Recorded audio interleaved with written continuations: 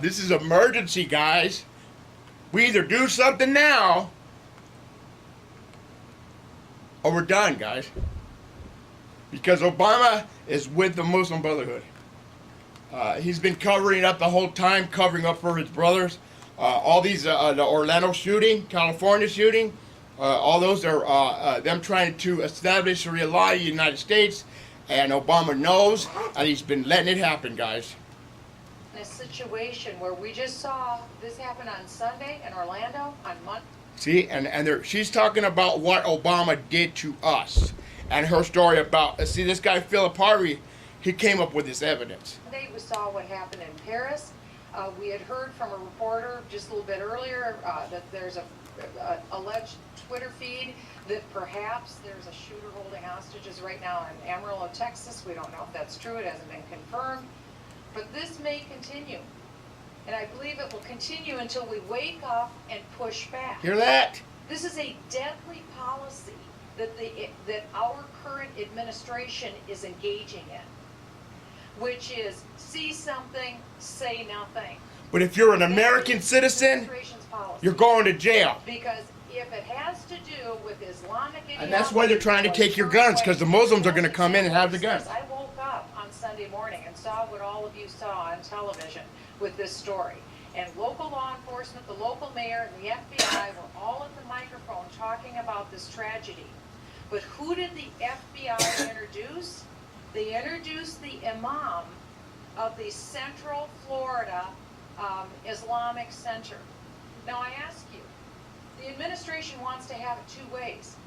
On one hand, they want to say that terrorism has nothing to do with Islam. If it has nothing to do with Islam, why do you have an imam Why? that the FBI is introducing? And when the imam went to the microphone, his whole point of view was to say, let's not get too crazy here and jump to any conclusions. Let's just be calm. Well, there's no hordes running in the streets trying to hang Muslims right now. The American people are very constrained, I think, and very civilized in all of this. The American people want to live happy lives. We do. They want to live quiet, peaceable lives. But Obama won't let us. Out doing mean things to Muslims, nor should they be.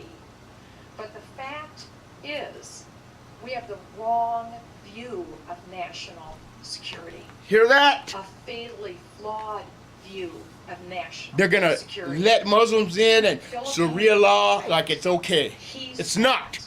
He did everything he could short of, and it almost cost him his career by telling the truth. Hear that? Imagine regular people. I saw it. I went out on a limb, practically lost my seat in Congress over it. It didn't matter to me, because what mattered to me was protecting the American people. And this is what happens our national when you tell the truth.